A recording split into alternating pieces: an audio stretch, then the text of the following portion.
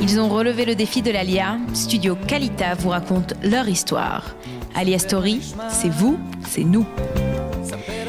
Salut à tous, bienvenue à vous, Rav Yaakov Spideski. Alors, votre vie est longue et riche en rebondissements, on va dire ça comme ça. Et vous avez mis du temps pour arriver jusqu'à nous parce que vous n'avez fait votre ELIA qu'il y a 4 ans. Donc, on va dérouler un peu le fil de votre parcours pour comprendre bien quelles ont été vos motivations et qu'est-ce que vous faites aujourd'hui. Alors, vous êtes docteur en philosophie, vous avez eu de nombreuses fonctions communautaires. Et puis aujourd'hui, vous avez créé, dès votre arrivée, un centre pour aider la jeunesse, puisque c'est un peu ce que vous avez fait toute votre vie, à mieux se connaître, à mieux connaître le judaïsme aussi, à créer du lien social, évidemment, entre eux. Donc, vous êtes de la génération de mai 68, on peut dire ça comme ça pour commencer. C'est exact, mai 68. Un révolutionnaire, donc ? Non Peut-être. Écoutez, moi j'ai fait... Parce qu'en général, les gens que je reçois avec une grande barbe, oui. Souvent ils ont été révolutionnaires avant. Ah oui. Vous me faites penser à... Pas Bernard-Henri Lévy, parce que j'ai ma chemise. Mais vous me faites penser, le pauvre, il est décédé, le secrétaire de Sartre, qui s'appelle Béni Lévy, qui lui a fait la révolution, je veux dire, et que j'avais invité pour les étudiants à Bruxelles. Il m'a dit, je viens, et puis bon, tac. Crise cardiaque. Alors, j'ai fait la révolution en 68. Bon, j'étais à votre façon. À ma façon. Tout le monde faisait la révolution. Je plaisante. Oui, tout à fait. Tout le monde faisait la révolution en 68. J'ai occupé ma synagogue. On ne sait pas pourquoi on l'a occupée d'ailleurs. La synagogue de la rue Montevideo. Voilà, comme faire comme tout le monde, la rue Montevideo. Et puis je préparais le bac, et oui, on préparait le bac en 68 quand même, on l'a passé. Et mon copain s'appelle Jacques Chili, et je lui dis comment ça va chez toi ? Lui, il habitait rue Vauquelin, donc en plein dans le quartier. Et bon, ils sont en train d'enlever des pierres, je veux dire, bon.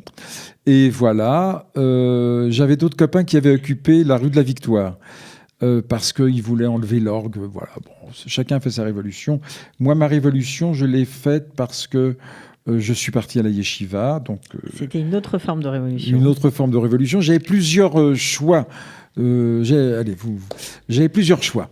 Alors donc en 68, j'ai reçu comme cadeau de mes parents voyage aux États-Unis et j'ai rencontré le rabbi de Lubavitch en 68, en Yeridout. Il m'a parlé en français. Il avait un accent russe assez prononcé. J'avais pas mal de questions à lui poser. 20 ans plus tard, j'avais encore d'autres questions. Si vous voulez, je vous raconterai ça. Et j'avais plusieurs... Alors, tous mes copains, on n'était pas tellement révolutionnaires. Tous mes copains faisaient 1 an d'yeshiva.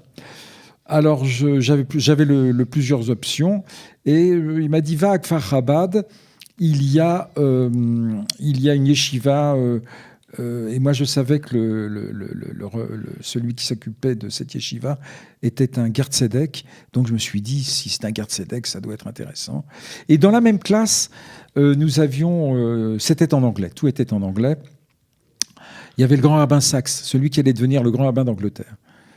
Lui aussi, il a fait la révolution. Donc vous êtes parti. Donc vous n'avez pas été aux États-Unis, vous êtes parti à la yeshiva de Kfar Chabad. Oui, donc j'ai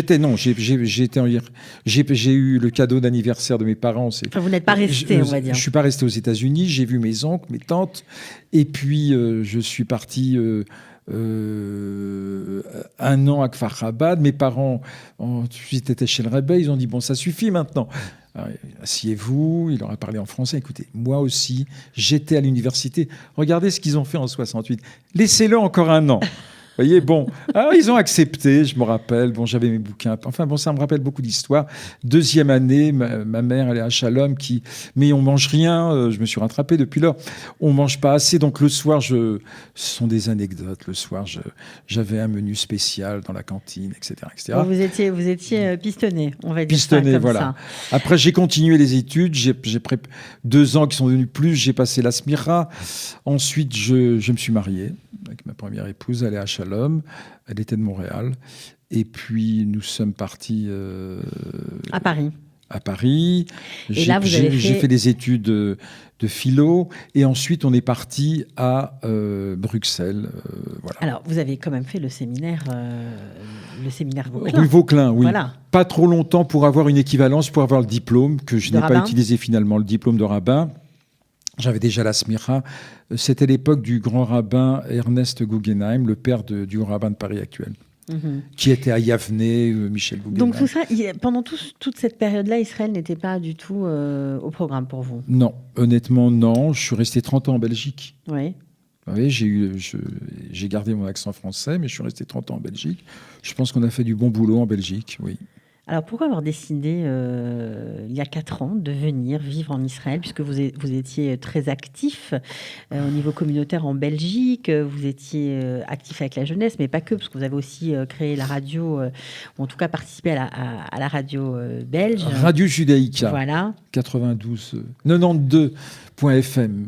Je pense que c'était, à mon avis, c'était la première radio libre FM en Europe. Ensuite, il y a eu l'éclosion des radios juives francophones. Les Belges ont été en avance pour une fois. Et vous travaillez aussi à la télévision pour les programmes éducatifs, tout ce qui concerne... Oui, donc comme j'ai un peu de tchatch, je travaillais... nous avions des émissions religieuses, rien à voir avec celle de Josia Eisenberg. Oui, bien sûr. C'est Zichrono Livracha. Zichrono Livracha. Mais bon, il fallait quand même produire... je crois 12 émissions de télévision par an et un quart d'heure de radio toutes les 2 semaines. Bon, je n'étais pas le seul, je veux dire, il faut être honnête. Alors qu'est-ce qui vous a motivé à venir vivre en Israël? Alors, ce qui m'a motivé à venir en Israël... Il y a quelque chose qui a changé? En vérité, il y a beaucoup qui a changé. Après le décès de ma première épouse, je suis parti au Canada, à Montréal, où j'ai vécu 8 ans. Et puis, ce qui a changé, c'est là-haut. C'est là-haut. Donc, c'est pas quelque chose un événement extérieur, c'est quelque chose de très personnel qui vous a fait monter. Absolument. Donc, de là, je me suis remarié, et nous sommes partis à Paris, où nous avons habité 3 ans. Là, j'ai travaillé au consistoire pas pendant 3 ans, mais j'ai travaillé au consistoire avec le président Joël Mergui, qui est un homme exceptionnel. Alors, donc vous, justement, c'est très intéressant, parce que vous qui avez quitté la France, qui avez connu la France dans les années 70, après qu'il avait quitté pendant plus de 30 ans, vous êtes parti en Belgique, au Canada, vous avez senti un changement de climat? Vous avez trouvé les choses... quelque chose de changé dans l'atmosphère, dans la façon dont la communauté juive était perçue, ou pas? Oui, bien sûr, puisqu'il y a eu toute une série de tragédies. Je suis arrivé en 2013. Oui, malheureusement, il y a eu beaucoup de choses. Il y a eu Toulouse, il y a eu d'autres à Limi. Donc, bon, au consistoire, il s'agissait de faire la communication, l'organisation, les communautés de province. Bon, président Mergui est quelqu'un qui travaille 48 heures par jour, et donc il y avait beaucoup de choses. C'était passionnant. Et puis donc mon épouse m'a dit allez, Paris, on s'en va, c'est gris, etc., etc. Et nous avons fait notre alia. Ici, sans vos enfants? Sans mes enfants qui sont aux États-Unis. Mm-hmm. C'est un choix, ils vont peut-être vous rejoindre, c'est pas au programme, on ne sait pas. Tout est un choix. Pour l'instant, ils ont des fonctions, chacun a certaines fonctions aux États-Unis. C'est un choix fort quand même pour des parents de quitter, de décider de partir et de vivre loin de ses enfants et d'être en Israël. C'est un marqueur, c'est une direction pour eux que vous voulez leur donner, inconsciemment peut-être? Probablement. Quelqu'un m'a dit c'est la Tachana Sofit, c'est la dernière étape. Bon, j'ai pas aimé l'expression parce que j'ai la ferme intention que cette Tachana Sofit se prolonge encore de nombreuses années. C'est pour ça que j'ai des activités, je veux dire. Oui, absolument, c'est un choix. Vous pensez que vous qui êtes un éducateur, on peut dire ça comme ça, minimum, vraiment, vous avez quelque chose à apporter avec la façon dont vous avez été au contact avec la jeunesse de Belgique, de France? Vous avez une autre vision par rapport à ce qui se passe ici? Vous n'avez pas encore assez de recul parce que je pense que j'ai pas encore assez de recul. Ce que j'essaye d'apporter, vous avez vu que j'ai des grandes oreilles, mais elles sont cachées par le casque, pas par le masque, par le casque. Ce que j'essaye, c'est d'être à l'écoute, de montrer un judaïsme ouvert.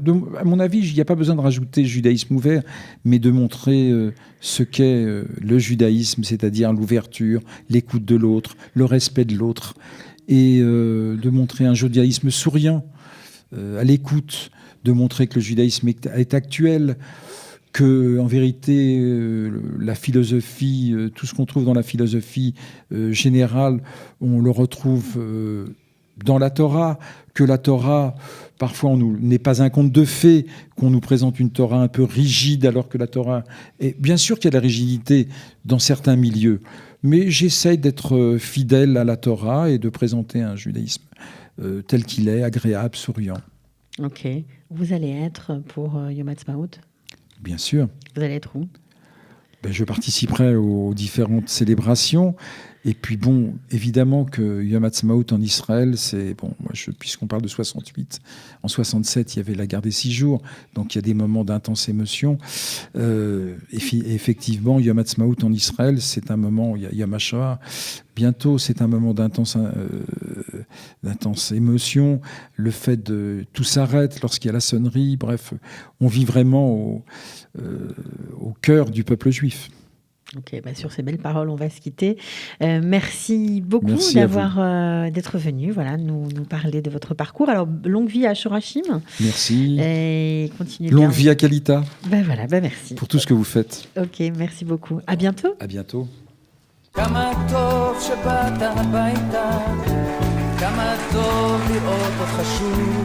Ils ont relevé le défi de l'Alia. Studio Kalita vous raconte leur histoire. Alia Story, c'est vous, c'est nous.